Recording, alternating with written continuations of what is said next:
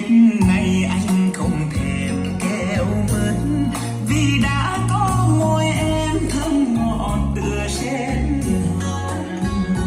Tết này anh không thèm đi chơi cine hay nhạc hội, Đà Lạt hay Vũng Tàu, vì đã có em đem lại mộng đời, tô thêm vào lòng người chan chứa mọi nguồn vui.